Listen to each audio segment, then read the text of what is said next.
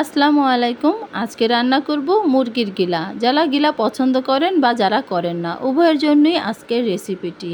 মুরগির গিলাগুলো ছোট ছোট করে বটের মতো কেটে নিয়েছি। এরপর লেবুর রসে কিছুক্ষণ ভিজিয়ে ভালোভাবে ধুয়ে নিয়েছি।